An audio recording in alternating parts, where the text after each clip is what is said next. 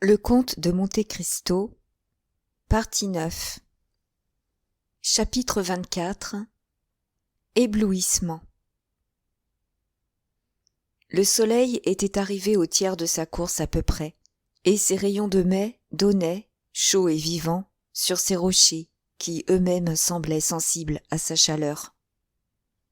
Des milliers de cigales, invisibles dans les bruyères, faisaient entendre leurs murmures monotones et continus.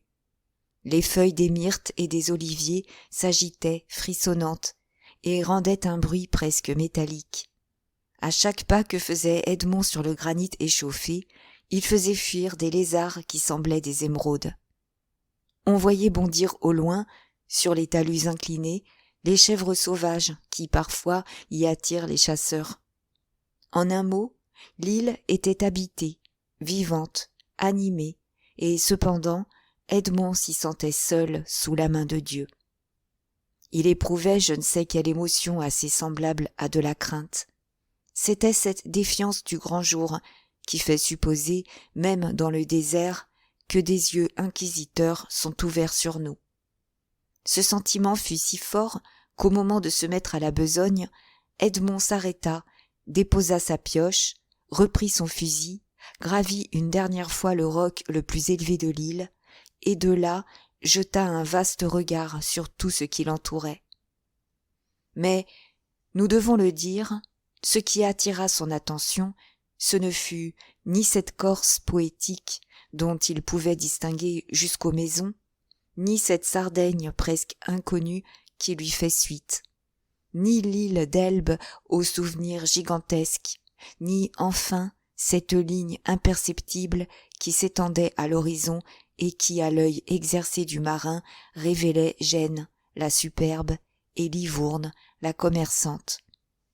Non, ce fut le Brigantin qui était parti au point du jour, et la Tartane qui venait de partir.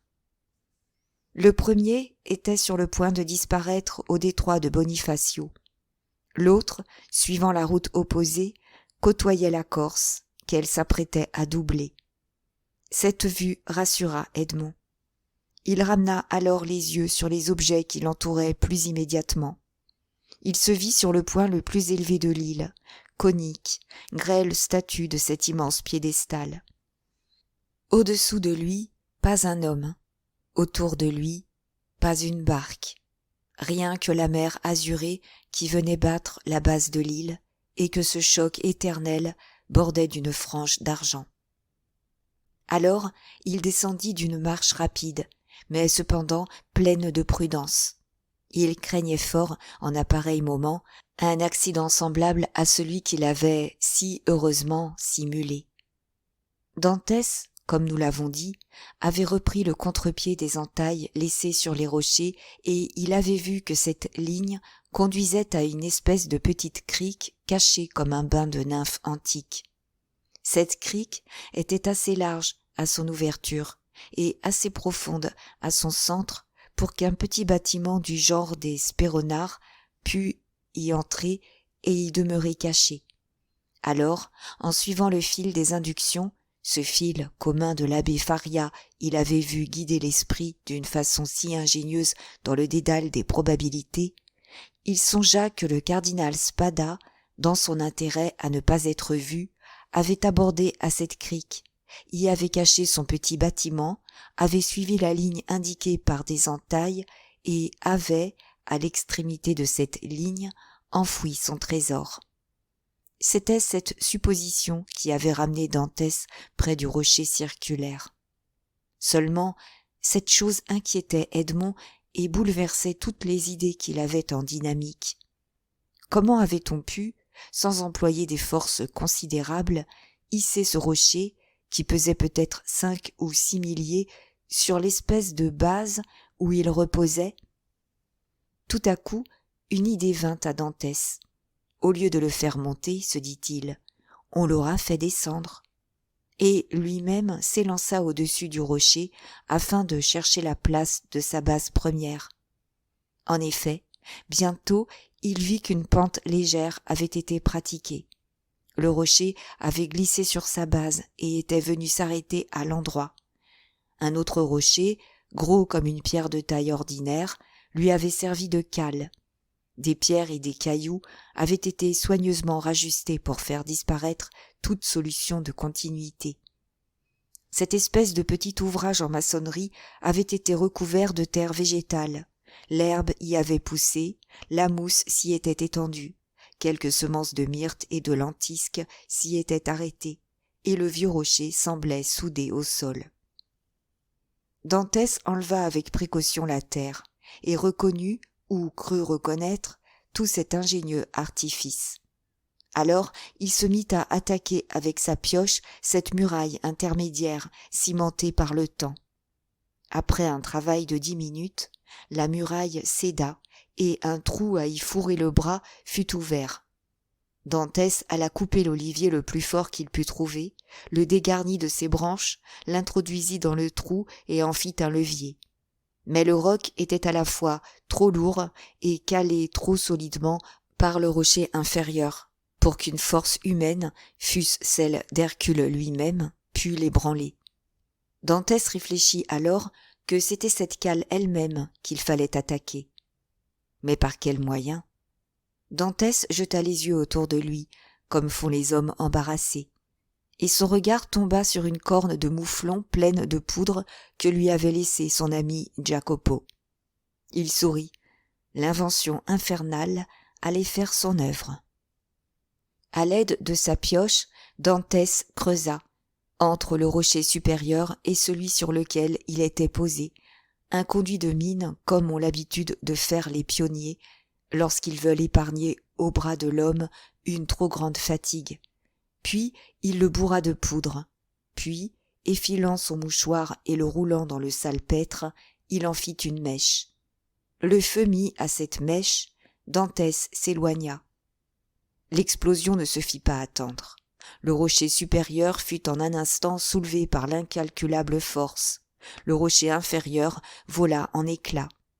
Par la petite ouverture qu'avait d'abord pratiquée Dantès, s'échappa tout un monde d'insectes frémissants, et une couleuvre énorme, gardien de ce chemin mystérieux, roula sur ses volutes bleuâtres et disparut. Dantès s'approcha. Le rocher supérieur, désormais sans appui, inclinait vers l'abîme. L'intrépide chercheur en fit le tour, choisit l'endroit le plus vacillant, appuya son levier dans une de ses arêtes et, pareil à Sisyphe, se raidit de toute sa puissance contre le rocher. Le rocher, déjà ébranlé par la commotion, chancela. Dantès redoubla d'efforts. On eût dit un de ces titans qui déracinaient des montagnes pour faire la guerre au maître des dieux.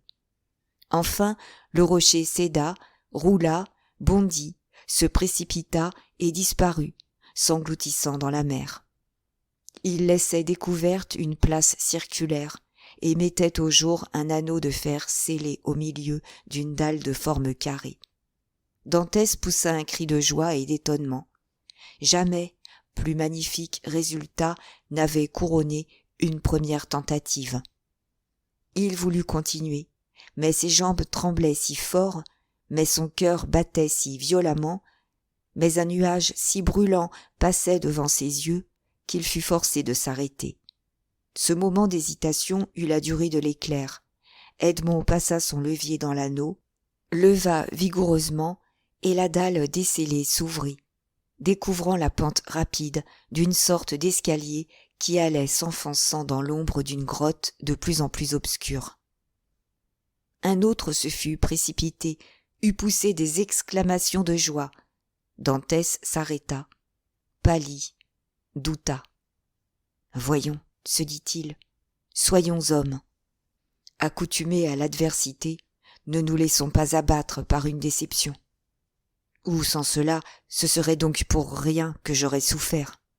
Le cœur se brise lorsqu'après avoir été dilaté, outre mesure, par l'espérance, à la tiède haleine, il rentre et se renferme dans la froide réalité. Faria a fait un rêve. Le cardinal Spada n'a rien enfoui dans cette grotte. Peut-être même n'y est-il jamais venu. Ou, s'il y est venu, César Borgia, l'intrépide aventurier, l'infatigable et sombre larron, y est venu après lui, a découvert sa trace, a suivi les mêmes brisées que moi, comme moi a soulevé cette pierre et, descendu avant moi, ne m'a rien laissé à prendre après lui. Il resta un moment immobile, pensif, les yeux fixés sur cette ouverture sombre et continue. Or, maintenant que je ne compte plus sur rien, maintenant que je me suis dit qu'il serait insensé de conserver quelque espoir, la suite de cette aventure est pour moi une chose de curiosité. Voilà tout. Et il demeura encore immobile et méditant. Oui, ceci est une aventure à trouver sa place dans la vie mêlée d'ombre et de lumière de ce royal bandit, dans ce tissu d'événements étranges qui compose la trame diaprée de son existence. Ce fabuleux événement a dû s'enchaîner invinciblement aux autres choses.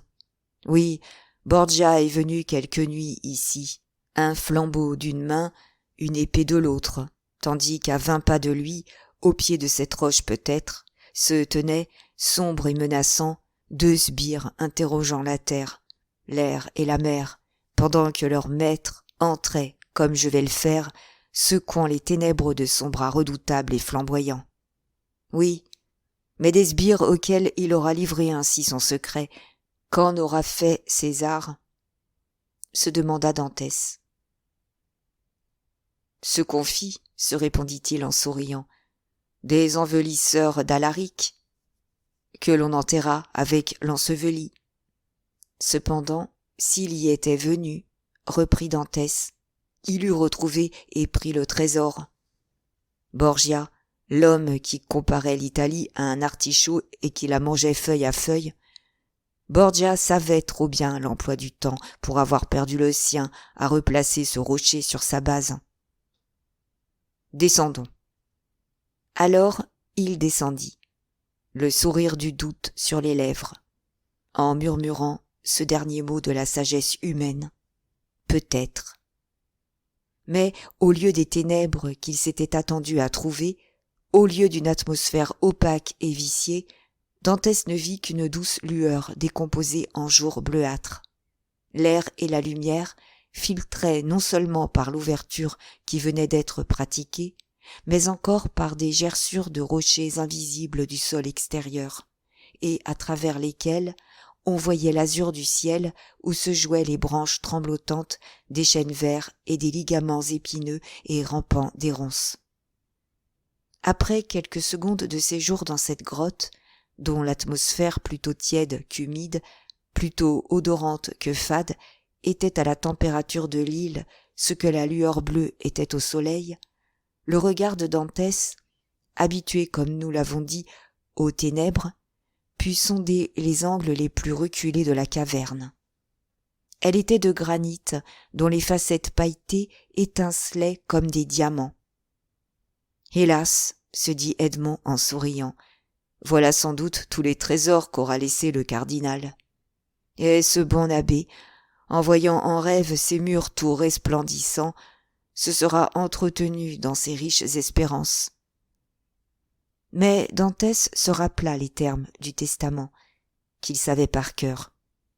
Dans l'angle le plus éloigné de la seconde ouverture, disait ce testament. Dantès avait pénétré seulement dans la première grotte. Il fallait chercher maintenant l'entrée de la seconde. Dantès s'orienta. Cette seconde grotte devait naturellement s'enfoncer dans l'intérieur de l'île. Il examina les souches des pierres, et il alla frapper à une des parois qui lui parut celle où devait être cette ouverture, masquée sans doute pour plus grande précaution. La pioche résonna pendant un instant, tirant du rocher un son mat, dont la compacité faisait germer la sueur au front de Dantès. Enfin, il sembla au mineur persévérant qu'une portion de la muraille granitique répondait par un écho plus sourd et plus profond à l'appel qui lui était fait. Il rapprocha son regard ardent de la muraille et reconnut, avec le tact du prisonnier, ce que nul autre n'eût reconnu peut-être, c'est qu'il devait y avoir là une ouverture. Cependant, pour ne pas faire une besogne inutile, Dantès, qui, comme César Borgia, avait étudié le prix du temps, sonda les autres parois avec sa pioche, interrogea le sol avec la crosse de son fusil, ouvrit le sable aux endroits suspects, et n'ayant rien trouvé, rien reconnu, revint à la portion de la muraille qui rendait ce son consolateur. Il frappa de nouveau et avec plus de force. Alors, il vit une chose singulière. C'est que, sous les coups de l'instrument, une espèce d'enduit, pareil à celui qu'on applique sur les murailles pour peindre à fresque, se soulevait et tombait en écailles, découvrant une pierre blanchâtre et molle, pareille à nos pierres de tailles ordinaires. On avait fermé l'ouverture du rocher avec des pierres d'une autre nature, puis on avait étendu sur ces pierres cet enduit, puis sur cet enduit on avait imité la teinte et le cristallin du granit. Dantès frappa alors par le bout aigu de la pioche, qui entra d'un pouce dans la porte-muraille. C'était là qu'il fallait fouiller. Par un mystère étrange de l'organisation humaine, plus les preuves que Faria ne s'était pas trompé devaient, en s'accumulant, rassurer Dantès, plus son cœur défaillant se laissait aller au doute et presque au découragement. Cette nouvelle expérience, qui aurait dû lui donner une force nouvelle, lui ôta la force qui lui restait. La pioche descendit, s'échappant presque de ses mains. Il la posa sur le sol, s'essuya le front et remonta vers le jour, se donnant à lui-même le prétexte de voir si personne ne l'épiait, mais, en réalité, parce qu'il avait besoin d'air, parce qu'il sentait qu'il allait s'évanouir. L'île était déserte, et le soleil à son zénith semblait la couvrir de son œil de feu.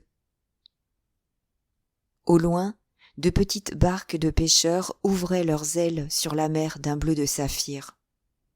Dantès n'avait encore rien pris, mais c'était bien long de manger dans un pareil moment. Il avala une gorgée de rhum et rentra dans la grotte, le cœur raffermi. La pioche qui lui avait semblé si lourde était redevenue légère. Il la souleva comme il eût fait d'une plume, et se remit vigoureusement à la besogne. Après quelques coups, il s'aperçut que les pierres n'étaient point scellées, mais seulement posées les unes sur les autres et recouvertes de l'enduit dont nous avons parlé. Il introduisit dans une des fissures la pointe de la pioche, pesa sur le manche et vit avec joie la pierre tomber à ses pieds. Dès lors, Dantès n'eut plus qu'à tirer chaque pierre à lui avec la dent de fer de la pioche, et chaque pierre à son tour tomba près de la première. Dès la première ouverture, Dantès eût pu rentrer. Mais en tardant de quelques instants, s'était retardée la certitude en se cramponnant à l'espérance. Enfin, après une nouvelle hésitation d'un instant, Dantès passa de cette première grotte dans la seconde. Cette seconde grotte était plus basse, plus sombre et d'un aspect plus effrayant que la première. L'air, qui n'y pénétrait que par l'ouverture pratiquée à l'instant même, avait cette odeur méphitique que Dantès s'était étonné de ne pas trouver dans la première. Dantès donna le temps à l'air extérieur d'aller raviver cette atmosphère morte, et entra. À gauche de l'ouverture était un angle profond et sombre. Mais, nous l'avons dit, pour l'œil de Dantès, il n'y avait pas de ténèbres. Il sonda du regard la seconde grotte. Elle était vide comme la première. Le trésor, s'il existait, était enterré dans cet angle sombre. L'heure de l'angoisse était arrivée. 2 pieds de terre à fouiller, c'était tout ce qui restait à Dantès entre la suprême joie et le suprême désespoir. Il s'avança vers l'angle, et comme pris d'une résolution subite, il attaqua le sol hardiment. Au 5e ou 6e coup de pioche, le fer résonna sur du fer. Jamais tocsin funèbre, jamais glas frémissant ne produisit pareil effet sur celui qui l'entendit. Dantès n'aurait rien rencontré qu'il ne fût certes pas devenu plus pâle. Il sonda à côté de l'endroit où il avait sondé déjà, et rencontra la même résistance, mais non pas le même son. « C'est un coffre de bois cerclé de fer, dit-il. En ce moment, une ombre rapide passa, interceptant le jour.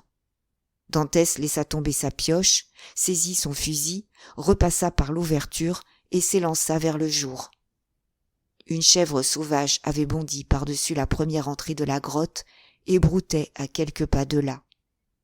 C'était une belle occasion de s'assurer son dîner, mais Dantès eut peur que la détonation du fusil n'attirât quelqu'un. Il réfléchit un instant, coupa un arbre résineux, alla l'allumer au feu encore fumant, où les contrebandiers avaient fait cuire leur déjeuner, et revint avec cette torche. Il ne voulait perdre aucun détail de ce qu'il allait voir. Il approcha la torche du trou informe et inachevé, et reconnut qu'il ne s'était pas trompé. Ses coups avaient alternativement frappé sur le fer et sur le bois. Il planta sa torche dans la terre et se remit à l'œuvre.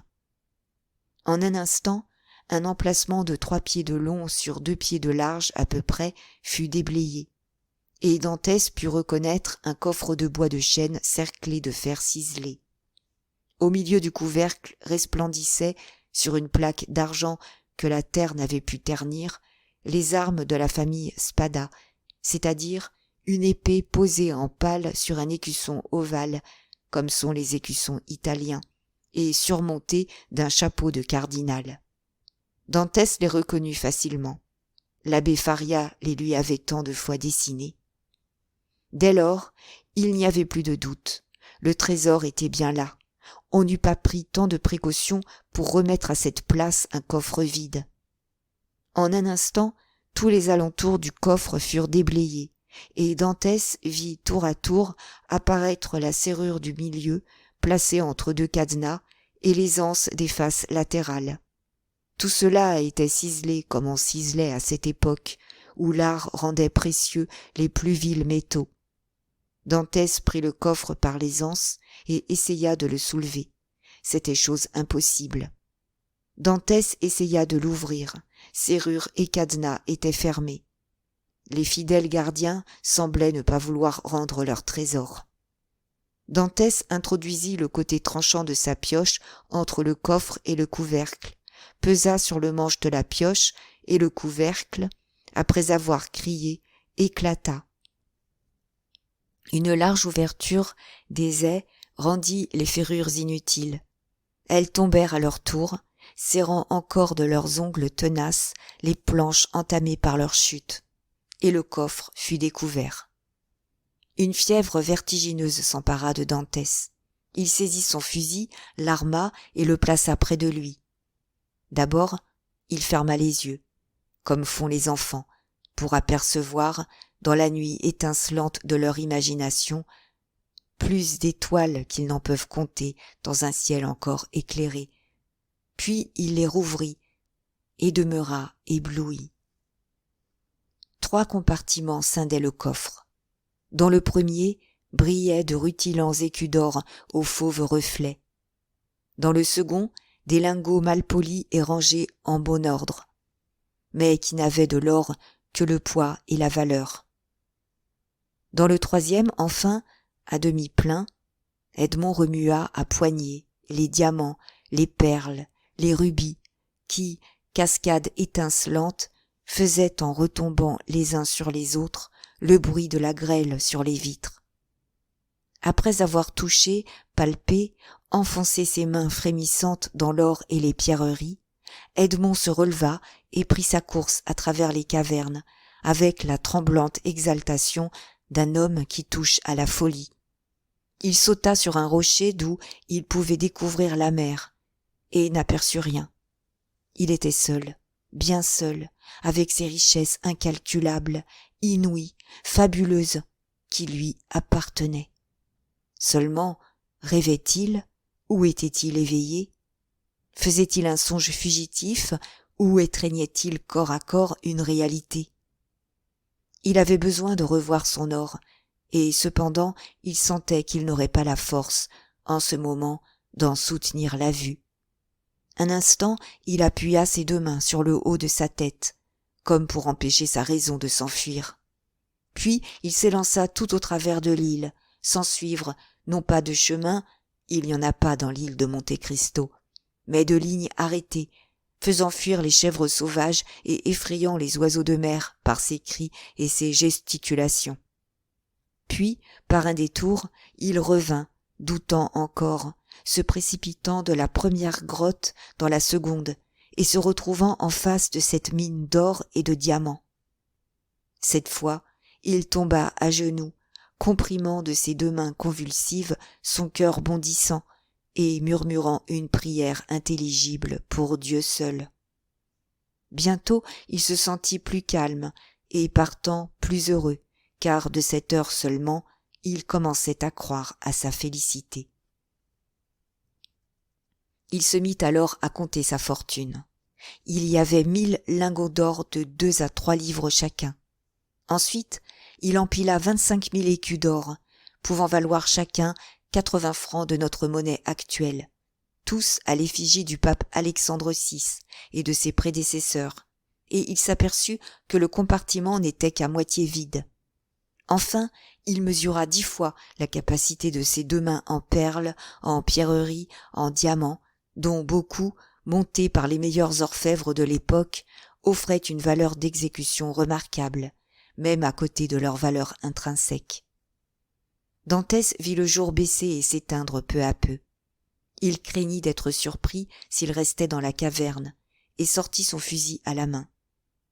Un morceau de biscuit et quelques gorgées de vin furent son souper.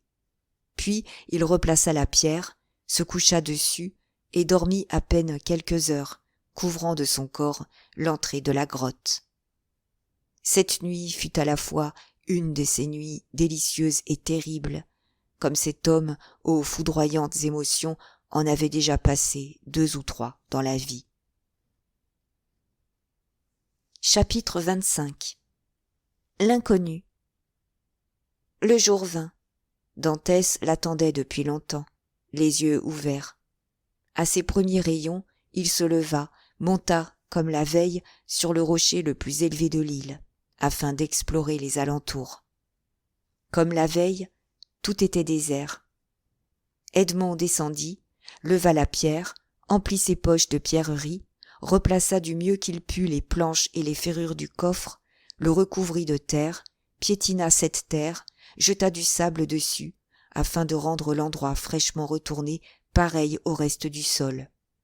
Sortit de la grotte, replaça la dalle, amassa sur la dalle des pierres de différentes grosseurs, introduisit de la terre dans les intervalles, planta dans ces intervalles des myrtes et des bruyères, arrosa les plantations nouvelles afin qu'elles semblassent anciennes.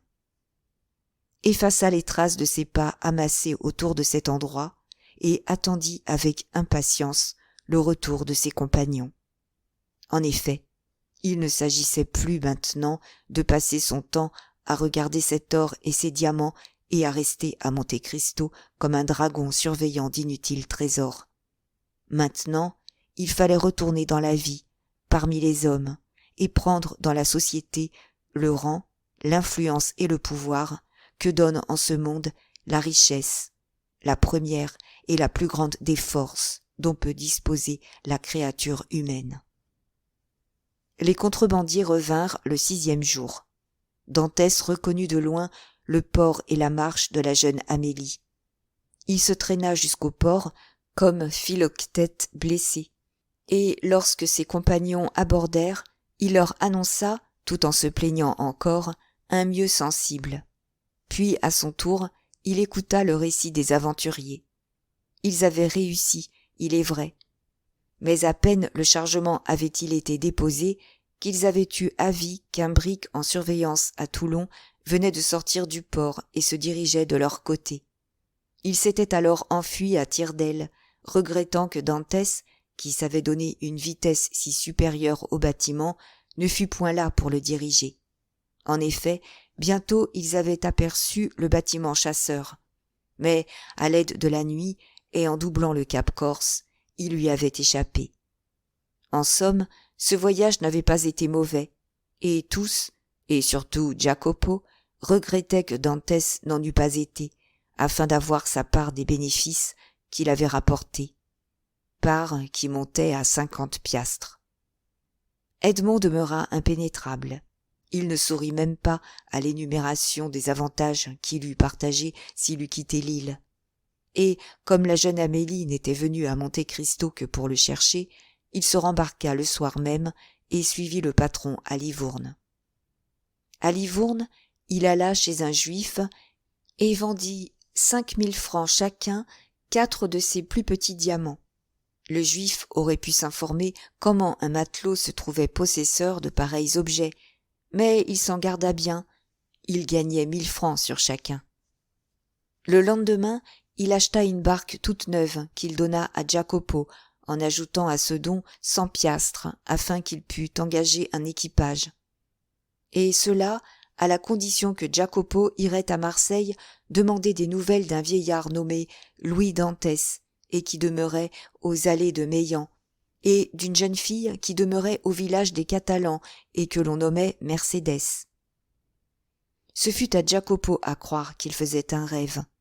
Edmond lui raconta alors qu'il s'était fait marin par un coup de tête, et parce que sa famille lui refusait l'argent nécessaire à son entretien.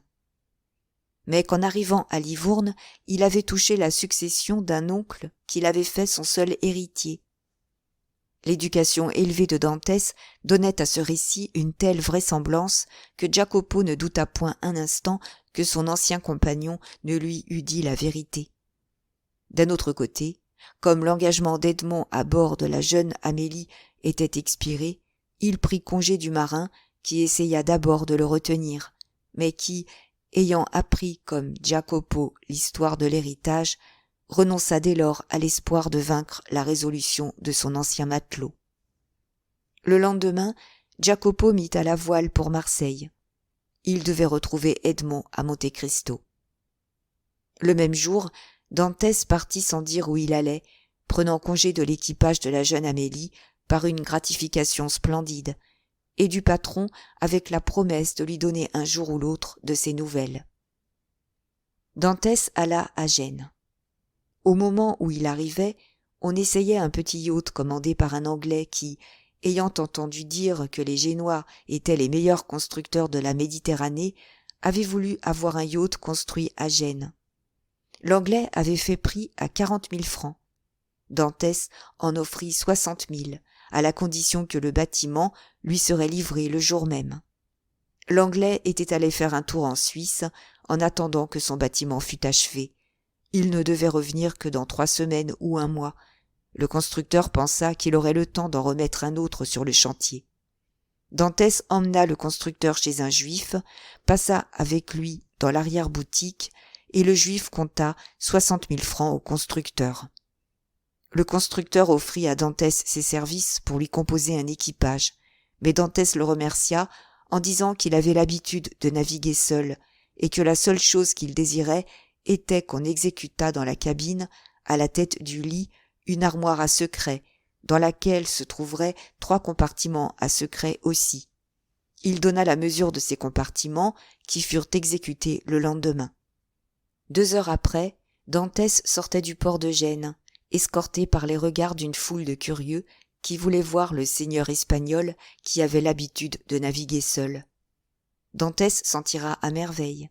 Avec l'aide du gouvernail et sans avoir besoin de le quitter, il fit faire à son bâtiment toutes les évolutions voulues. On eût dit un être intelligent prêt à obéir à la moindre impulsion donnée, et Dantès convint en lui-même que les Génois méritaient leur réputation de premiers constructeurs du monde. Les curieux suivirent le petit bâtiment des yeux jusqu'à ce qu'ils l'eussent perdu de vue, et alors les discussions s'établirent pour savoir où il allait. Les uns penchèrent pour la Corse, les autres pour l'île d'Elbe. Ceux-ci offrirent de parier qu'il allait en Espagne.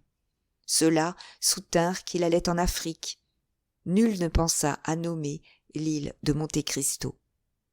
C'était cependant à Monte Cristo qu'allait Dantès. Il y arriva vers la fin du second jour. Le navire était excellent voilier et avait parcouru la distance en 35 heures. Dantès avait parfaitement reconnu le gisement de la côte. Et, au lieu d'aborder au port habituel, il jeta l'ancre dans la petite crique. L'île était déserte. Personne ne paraissait y avoir abordé depuis que Dantès en était parti. Il alla à son trésor. Tout était dans le même état qu'il l'avait laissé. Le lendemain, son immense fortune était transportée à bord du yacht et enfermée dans les 3 compartiments de l'armoire à secret. Dantès attendit 8 jours encore. Pendant 8 jours, il fit manœuvrer son yacht autour de l'île, l'étudiant comme un écuyer étudie un cheval. Au bout de ce temps, il en connaissait toutes les qualités et tous les défauts. Dantès se promit d'augmenter les unes et de remédier aux autres. Le 8e jour, Dantès vit un petit bâtiment qui venait sur l'île toute voile dehors et reconnut la barque de Jacopo. Il fit un signal auquel Jacopo répondit, et 2 heures après, la barque était près du yacht. Il y avait une triste réponse à chacune des 2 demandes faites par Edmond. Le vieux Dantès était mort. Mercédès avait disparu.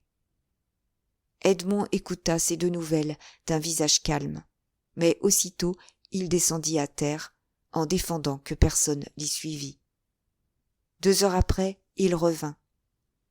2 hommes de la barque de Jacopo passèrent sur son yacht pour l'aider à la manœuvre, et il donna l'ordre de mettre le cap sur Marseille. Il prévoyait la mort de son père. Mais Mercédès, qu'était-elle devenue? Sans divulguer son secret, Edmond ne pouvait donner d'instructions suffisantes à un agent. D'ailleurs, il y avait d'autres renseignements qu'il voulait prendre, et pour lesquels il ne s'en rapportait qu'à lui-même. Son miroir lui avait appris à Livourne qu'il ne courait pas le danger d'être reconnu.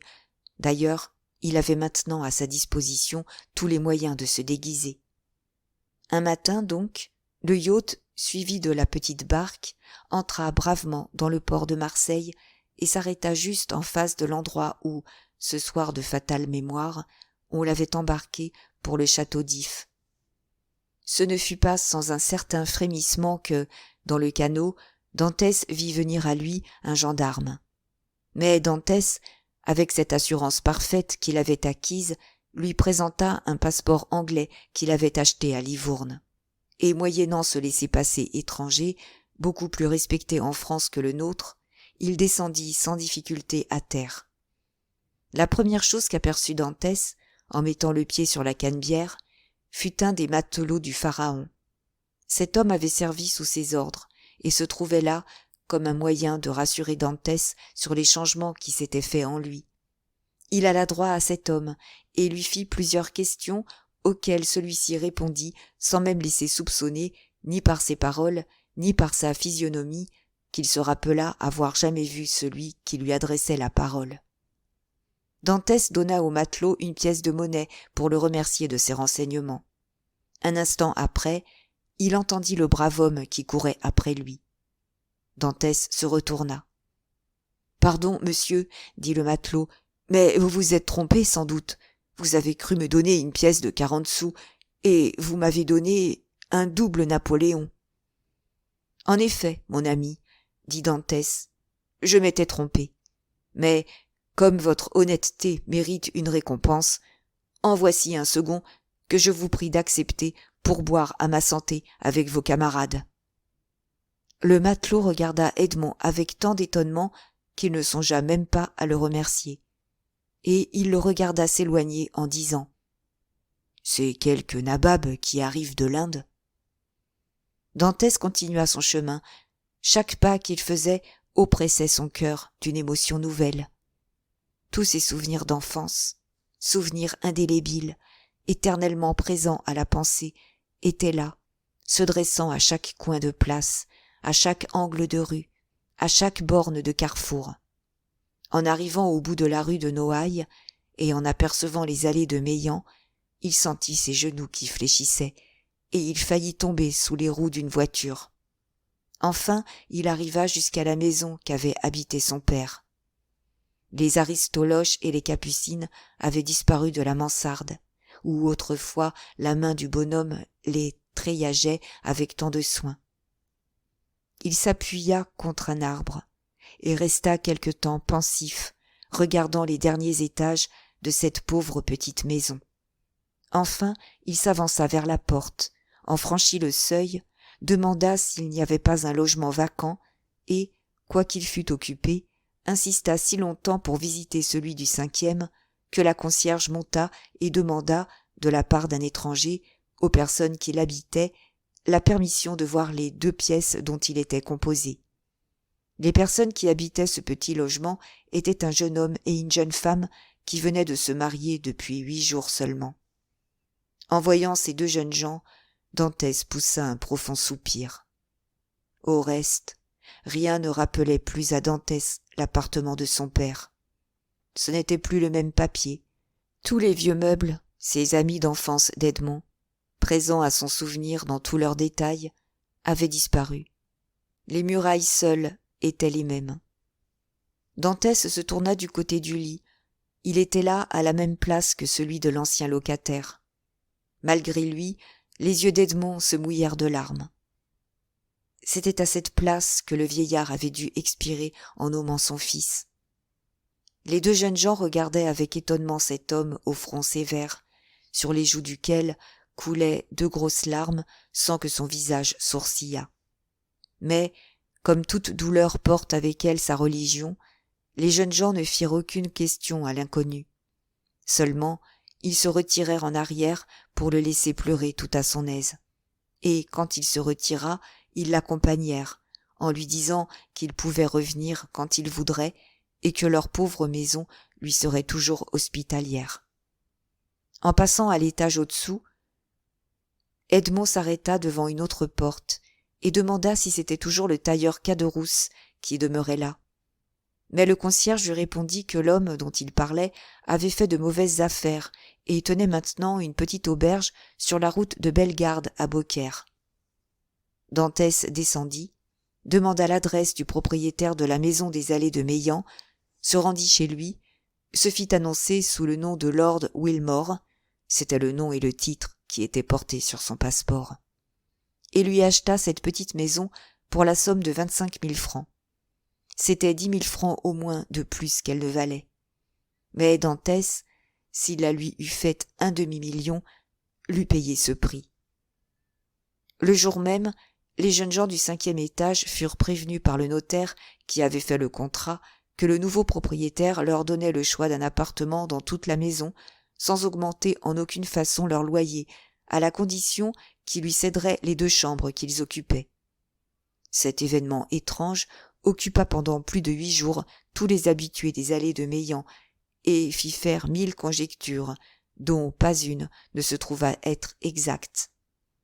Mais ce qui surtout brouilla toutes les cervelles et troubla tous les esprits, c'est qu'on vit le soir même le même homme qu'on avait vu entrer dans la maison des allées de Meilhan se promener dans le petit village des Catalans et entrer dans une pauvre maison de pêcheurs où il resta plus d'1 heure à demander des nouvelles de plusieurs personnes qui étaient mortes ou qui avaient disparu depuis plus de 15 ou 16 ans. Le lendemain, les gens chez lesquels il était entré pour faire toutes ces questions reçurent en cadeau une barque catalane toute neuve, garnie de 2 seines et d'un chalut. Ces braves gens eussent bien voulu remercier le généreux questionneur, mais en les quittant, on l'avait vu, après avoir donné quelques ordres à un marin, monter à cheval et sortir de Marseille par la porte d'Aix. Chapitre 26. L'auberge du pont du Gard. Ceux qui, comme moi, ont parcouru à pied le midi de la France ont pu remarquer entre Bellegarde et Beaucaire, à moitié chemin à peu près du village à la ville, mais plus rapproché cependant de Beaucaire que de Bellegarde, une petite auberge où pend, sur une plaque de tôle qui grince au moindre vent, une grotesque représentation du pont du Gard. Cette petite auberge, en prenant pour règle le cours du Rhône, est située au côté gauche de la route, tournant le dos au fleuve. Elle est accompagnée de ce que dans le Languedoc on appelle un jardin, c'est-à-dire que la face opposée à celle qui ouvre sa porte aux voyageurs donne sur un enclos où rampent quelques oliviers rabougris et quelques figuiers sauvages au feuillage argenté par la poussière. Dans leurs intervalles poussent, pour tous légumes, des auxes, des piments et des échalotes. Enfin, à l'un de ces angles, comme une sentinelle oubliée, un grand pin parasol élance mélancoliquement sa tige flexible, tandis que sa cime, épanouie en éventail, craque sous un soleil de 30 degrés.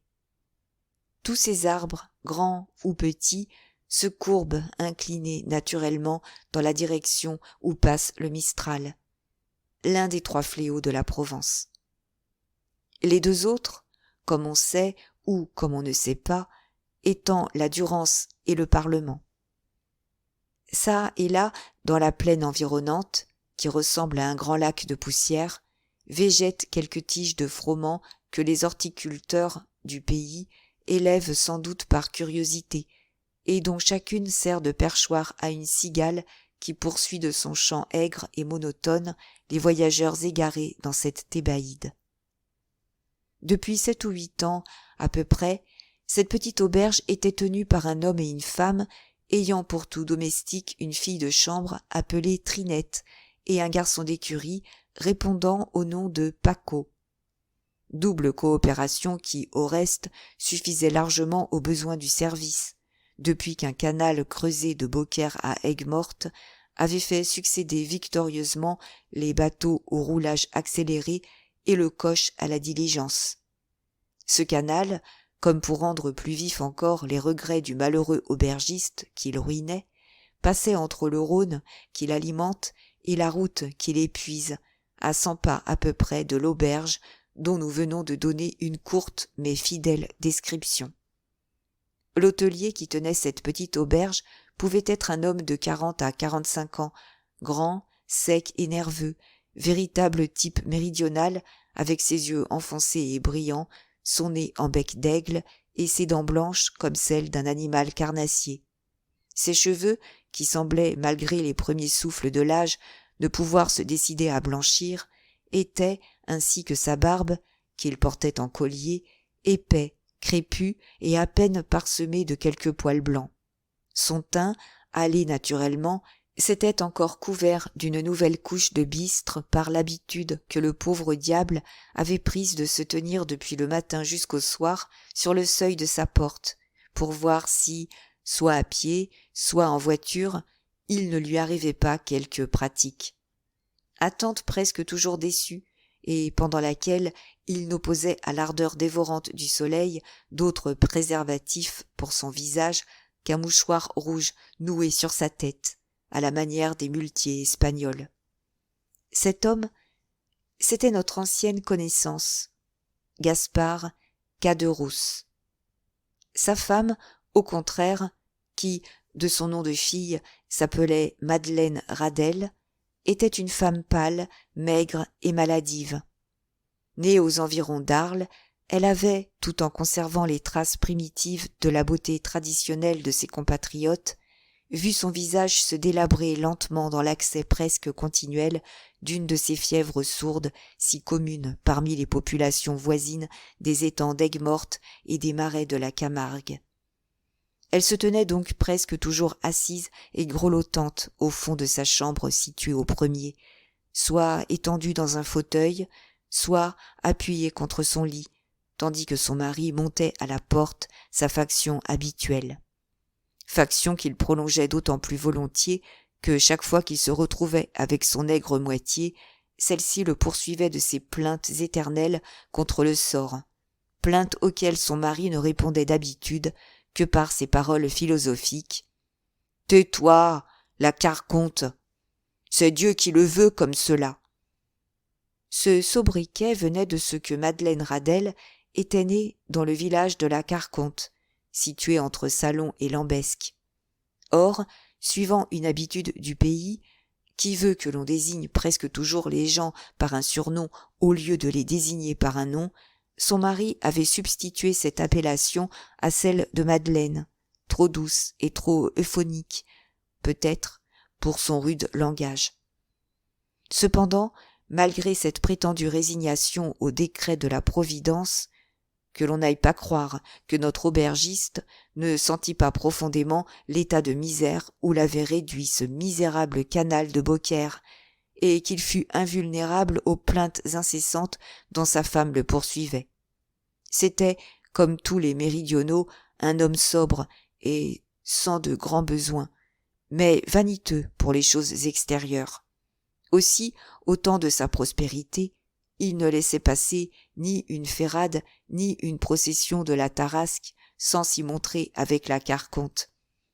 L'un dans ce costume pittoresque des hommes du Midi et qui tient à la fois du catalan et de l'andalou, l'autre avec ce charmant habit des femmes d'Arles qui semble emprunté à la Grèce et à l'Arabie. Mais peu à peu, chaînes de montres, colliers, ceinturés aux 1000 couleurs, corsages brodés, vestes de velours, bas à coins élégants, guêtres bariolées, souliers à boucles d'argent avaient disparu. Et Gaspard Caderousse, ne pouvant plus se montrer à la hauteur de sa splendeur passée, avait renoncé pour lui et pour sa femme à toutes ces pompes mondaines, dont il entendait, en se rongeant sourdement le cœur, les bruits joyeux retentir jusqu'à cette pauvre auberge qu'il continuait de garder bien plus comme un abri que comme une spéculation. Caderousse s'était donc tenu, comme c'était son habitude, une partie de la matinée devant la porte, promenant son regard mélancolique d'un petit gazon pelé où picoraient quelques poules, aux deux extrémités du chemin désert qui s'enfonçait d'un côté au midi et de l'autre au nord. Quand tout à coup, la voix aigre de sa femme le força de quitter son poste. Il rentra en grommelant et monta au premier, laissant néanmoins la porte toute grande ouverte, comme pour inviter les voyageurs à ne pas l'oublier en passant. Au moment où Caderousse rentrait, la grande route dont nous avons parlé et que parcouraient ses regards était aussi nue et aussi solitaire que le désert à midi. Elle s'étendait, blanche et infinie, entre deux rangées d'arbres maigres, et l'on comprenait parfaitement qu'aucun voyageur, libre de choisir une autre heure du jour, ne se hasarda dans cet effroyable Sahara. Cependant, malgré toutes les probabilités, s'il fût resté à son poste, Caderousse aurait pu voir poindre, du côté de Bellegarde, un cavalier et un cheval venant de cette allure honnête et amicale qui indique les meilleures relations entre le cheval et le cavalier. Le cheval était un cheval hongre, marchant agréablement l'amble. Le cavalier était un prêtre vêtu de noir et coiffé d'un chapeau à 3 cornes, malgré la chaleur dévorante du soleil alors à son midi. Ils n'allaient tous deux qu'à un trot fort raisonnable. Arrivé devant la porte, le groupe s'arrêta. Il eût été difficile de décider si ce fut le cheval qui arrêta l'homme ou l'homme qui arrêta le cheval. Mais en tout cas, le cavalier mit pied à terre, et, tirant l'animal par la bride, il alla l'attacher au tourniquet d'un contrevent délabré qui ne tenait plus qu'à un gond. Puis, s'avançant vers la porte, en essuyant d'un mouchoir de coton rouge son front ruisselant de sueur, le prêtre frappa 3 coups sur le seuil du bout ferré de la canne qu'il tenait à la main. Aussitôt, un grand chien noir se leva et fit quelques pas en aboyant et en montrant ses dents blanches et aiguës. Double démonstration hostile qui prouvait le peu d'habitude qu'il avait de la société. Aussitôt, un pas lourd ébranla l'escalier de bois rampant le long de la muraille, et que descendait, en se courbant et à reculons, l'hôte du pauvre logis à la porte duquel se tenait le prêtre. « Me voilà, disait Caderousse, tout étonné, me voilà. Veux-tu te taire, Margottin? N'ayez pas peur, monsieur. Il aboie, mais il ne mord pas. Vous désirez du vin, n'est-ce pas? Car il fait une polissonne de chaleur. Ah, pardon, interrompit Caderousse, en voyant à quelle sorte de voyageur il avait affaire. Je ne savais pas qui j'avais l'honneur de recevoir. Que désirez-vous? Que demandez-vous, monsieur l'abbé? Je suis à vos ordres. Le prêtre regarda cet homme pendant 2 ou 3 secondes, avec une attention étrange. Il parut même chercher à attirer de son côté, sur lui, l'attention de l'aubergiste. Puis, voyant que les traits de celui-ci n'exprimaient d'autre sentiment que la surprise de ne pas recevoir une réponse, il jugea qu'il était temps de faire cesser cette surprise et dit avec un accent italien très prononcé: « N'êtes-vous pas Montsou Caderousse ? Oui, monsieur, dit l'hôte, peut-être encore plus étonné de la demande qu'il ne l'avait été du silence. Je le suis, en effet. Gaspard Caderousse, pour vous servir. Gaspard Caderousse. Oui, je crois que c'est là le prénom et le nom. Vous demeuriez autrefois allée de Meillan, n'est-ce pas? Au 4e. C'est cela. Et vous y exerciez la profession de tailleur? Oui, mais l'état a mal tourné. Il fait si chaud à ce coquin de Marseille que l'on finira, je crois, par ne plus s'y habiller du tout. Mais à propos de chaleur, ne voulez-vous pas vous rafraîchir, monsieur l'abbé? Si fait. Donnez-moi une bouteille de votre meilleur vin, et nous reprendrons la conversation, s'il vous plaît, où nous la laissons. Comme il vous fera plaisir, monsieur l'abbé, dit Caderousse. Et pour ne pas perdre cette occasion de placer une des dernières bouteilles de vin de Cahors qui lui restait, Caderousse se hâta de lever une trappe pratiquée dans le plancher même de cette espèce de chambre du rez-de-chaussée qui servait à la fois de salle et de cuisine.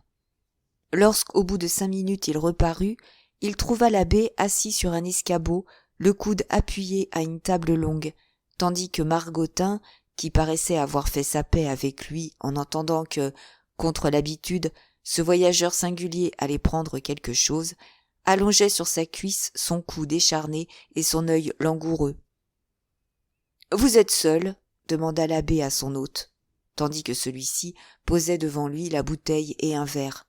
« Oh, mon Dieu, oui, seul ou à peu près, monsieur l'abbé, car j'ai ma femme qui ne peut m'aider en rien, attendu qu'elle est toujours malade, la pauvre Carconte. »« Ah, vous êtes marié, » dit le prêtre avec une sorte d'intérêt, et en jetant autour de lui un regard qui paraissait estimer à sa mince valeur le maigre mobilier du pauvre ménage. « Vous trouvez que je ne suis pas riche, n'est-ce pas, monsieur l'abbé ?» dit en soupirant Caderousse. « Mais que voulez-vous? Il ne suffit pas d'être honnête homme pour prospérer dans ce monde. » L'abbé fixa sur lui un regard perçant.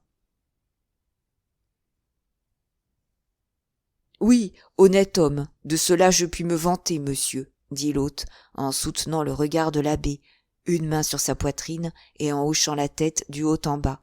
« Et, dans notre époque, tout le monde n'en peut pas dire autant. » « Tant mieux, si ce dont vous vous vantez est vrai, » dit l'abbé, « car tôt ou tard, j'en ai la ferme conviction, l'honnête homme est récompensé, et le méchant puni. »« C'est votre état de dire cela, monsieur l'abbé, c'est votre état de dire cela, » reprit Caderousse avec une expression amère. « Après cela, on est libre de ne pas croire ce que vous dites. »« Vous avez tort de parler ainsi, monsieur, » dit l'abbé, car peut-être vais-je être moi-même pour vous, tout à l'heure, une preuve de ce que j'avance. »« Que voulez-vous dire ?» demanda Caderousse d'un air étonné. « Je veux dire qu'il faut que je m'assure avant tout si vous êtes celui à qui j'ai affaire. »« Quelle preuve voulez-vous que je vous donne ? » « Avez-vous connu en 1814 ou 1815 un marin qui s'appelait Dantès ? » « Dantès ? Si je l'ai connu, ce pauvre Edmond. Je le crois bien, c'était même un de mes meilleurs amis, » s'écria Caderousse, dont un rouge de pourpre envahit le visage, tandis que l'œil clair et assuré de l'abbé semblait se dilater pour couvrir tout entier celui qui l'interrogeait.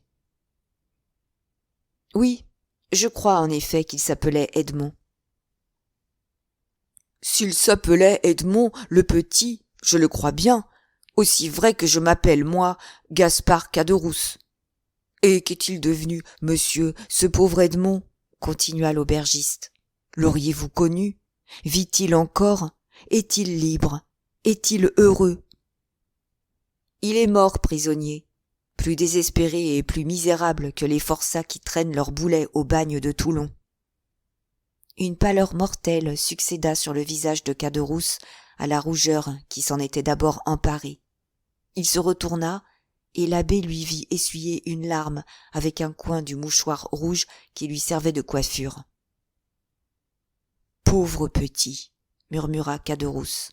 Eh bien, voilà encore une preuve de ce que je vous disais, monsieur l'abbé, que le bon Dieu n'était bon que pour les mauvais.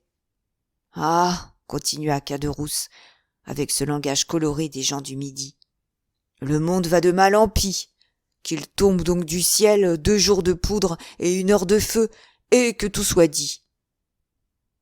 Vous paraissez aimer ce garçon de tout votre cœur, monsieur, demanda l'abbé. Oui, je l'aimais bien, dit Caderousse. Quoique j'ai à me reprocher d'avoir un instant envié son bonheur. Mais depuis, je vous le jure, foi de Caderousse, j'ai bien plaint son malheureux sort.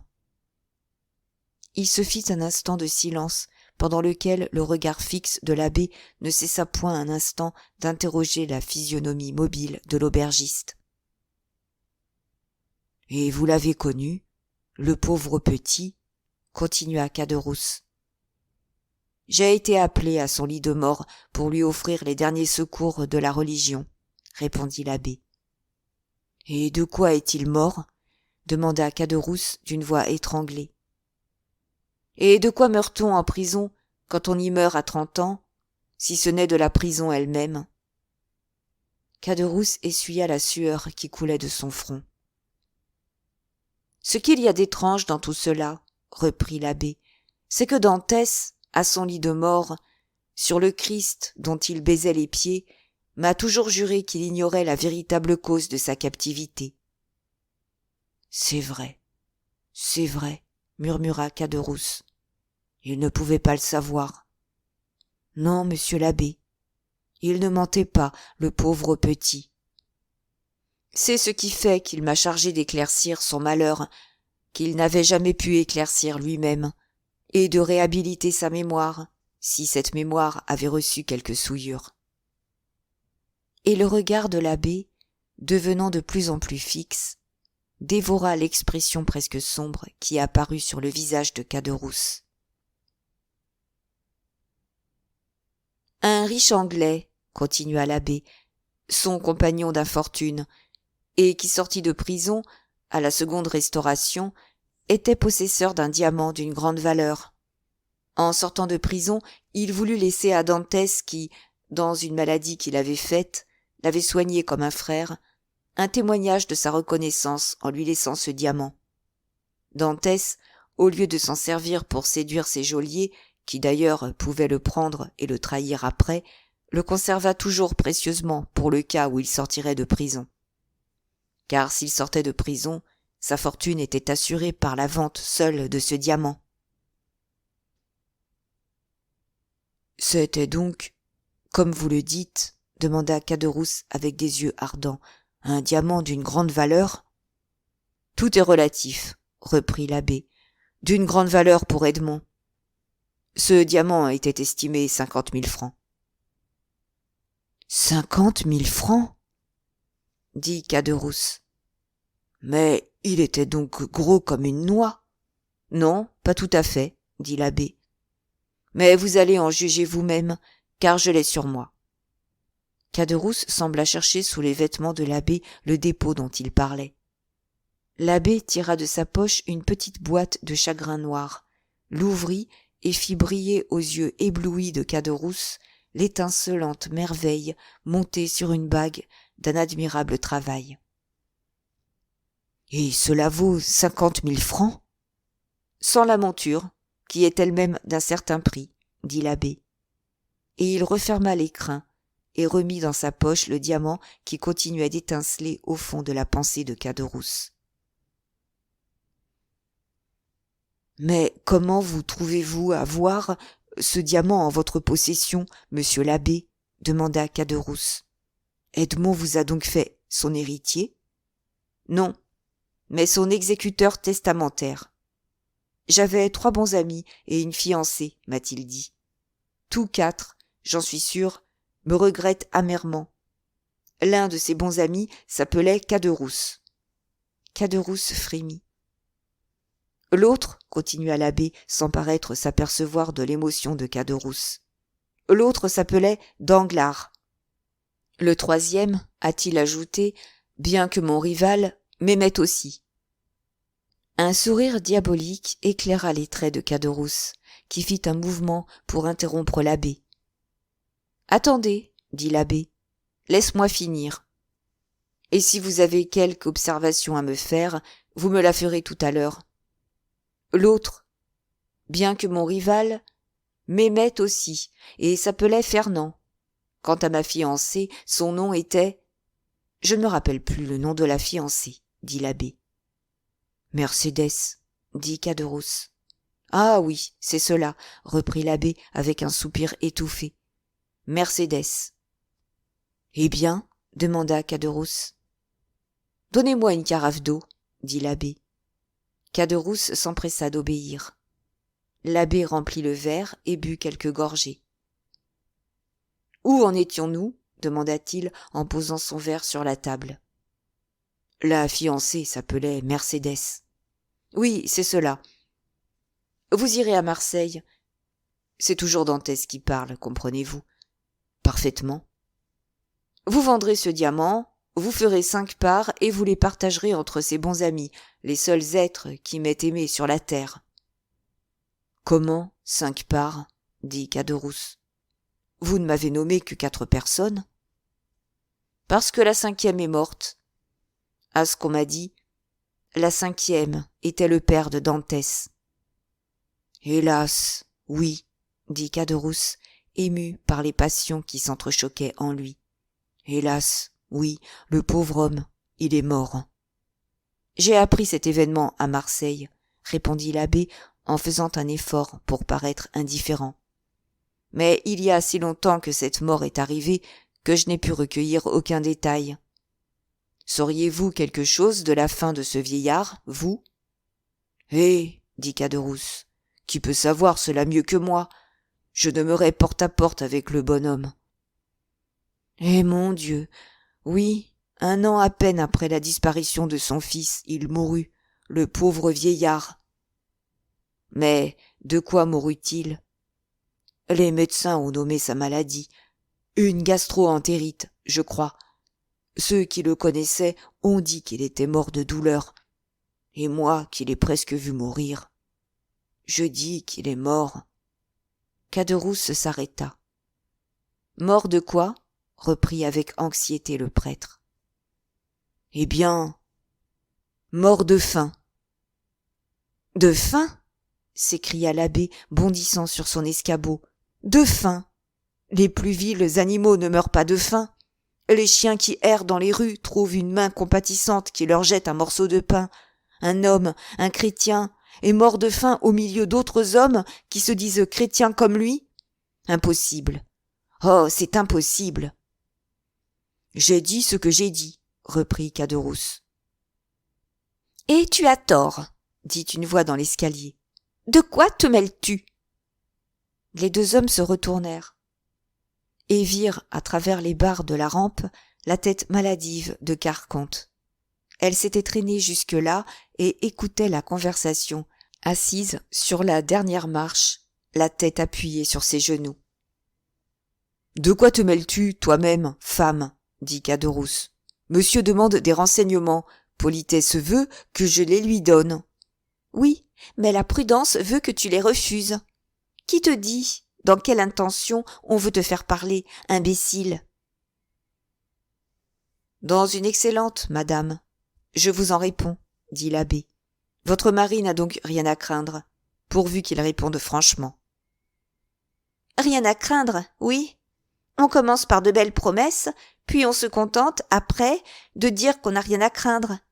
Puis on s'en va sans rien tenir de ce qu'on a dit, et un beau matin, le malheur tombe sur le pauvre monde, sans que l'on sache d'où il vient. »« Soyez tranquille, bonne femme, le malheur ne vous viendra pas de mon côté, je vous en réponds. » La Carconte grommela quelques paroles qu'on ne put entendre, laissa retomber sur ses genoux sa tête un instant soulevée et continua de trembler de la fièvre, laissant son mari libre de continuer la conversation, mais placé de manière à n'en pas perdre un mot. Pendant ce temps, l'abbé avait bu quelques gorgées d'eau et s'était remis.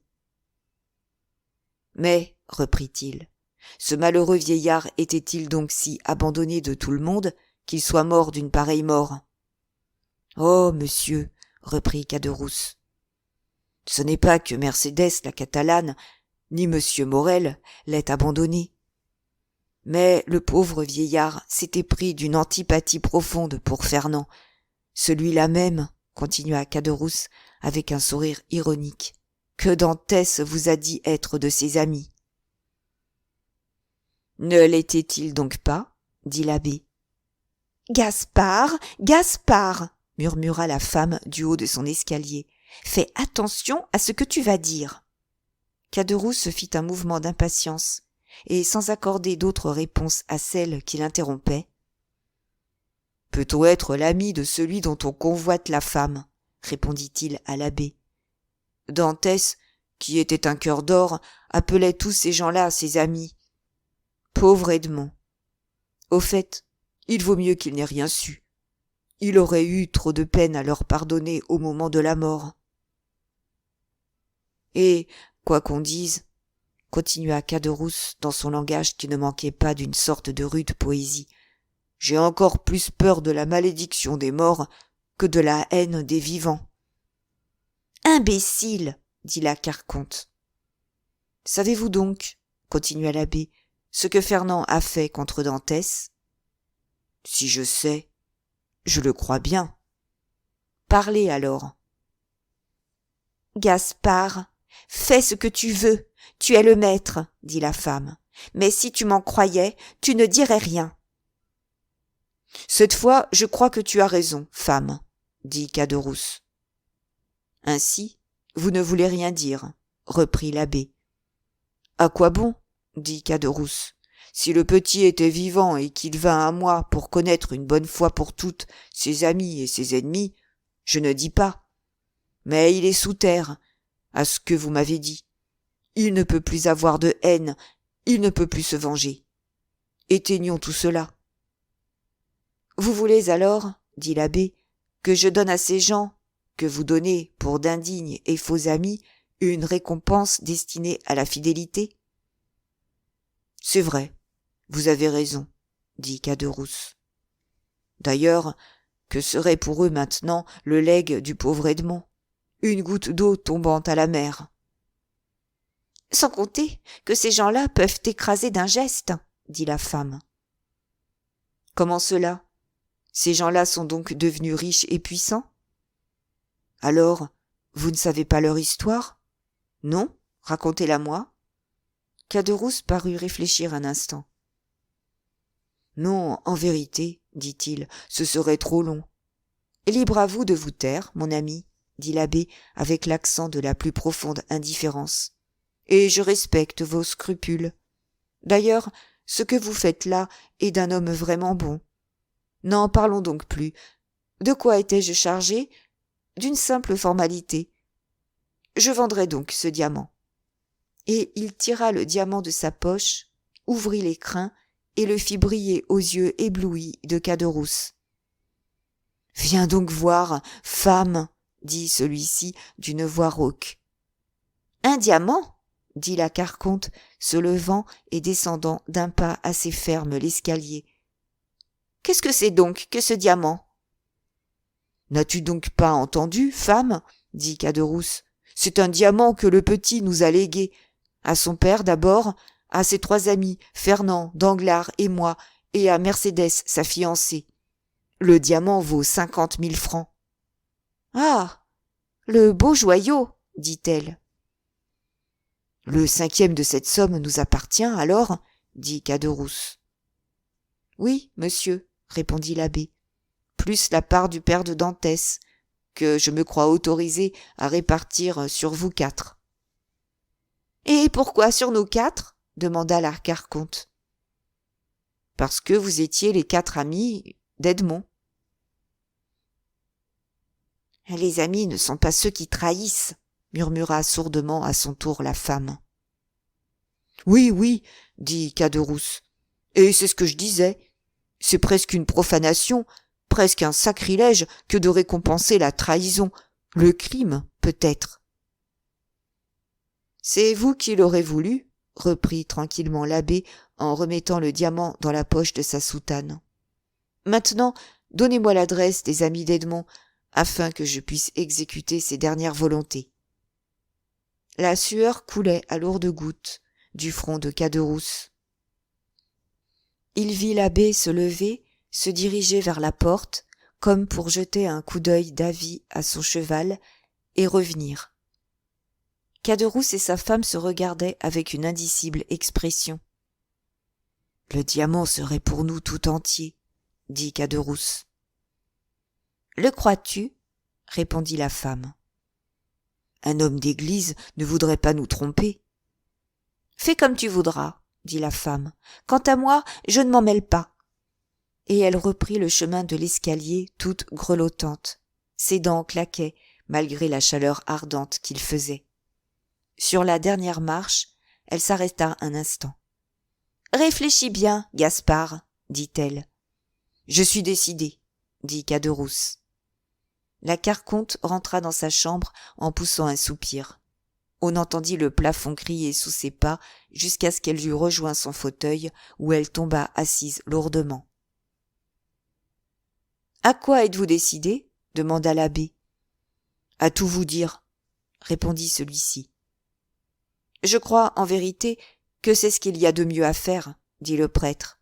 « Non pas que je tienne à savoir les choses que vous voudriez me cacher, mais enfin, vous pouvez m'amener à distribuer les legs selon les vœux du testateur, ce sera mieux. »« Je l'espère, » répondit Caderousse, les joues enflammées par la rougeur de l'espérance et de la cupidité. « Je vous écoute, » dit l'abbé. « Attendez, » reprit Caderousse, « on pourrait nous interrompre à l'endroit le plus intéressant, et ce serait désagréable. D'ailleurs, il est inutile que personne sache que vous êtes venu ici. » Et il alla à la porte de son auberge et ferma la porte, à laquelle, par surcroît de précaution, il mit la barre de nuit. Pendant ce temps, l'abbé avait choisi sa place pour écouter tout à son aise. Il s'était assis dans un angle, de manière à demeurer dans l'ombre, tandis que la lumière tomberait en plein sur le visage de son interlocuteur. Quant à lui, la tête inclinée, les mains jointes ou plutôt crispées, il s'apprêtait à écouter de toutes ses oreilles. Caderousse approcha un escabeau et s'assit en face de lui. « Souviens-toi que je ne te pousse à rien, » dit la voix tremblotante de la carconte, comme si, à travers le plancher, elle eût pu voir la scène qui se préparait. « C'est bien, dit Caderousse, n'en parlons plus. Je prends tout sur moi. » Et il commença.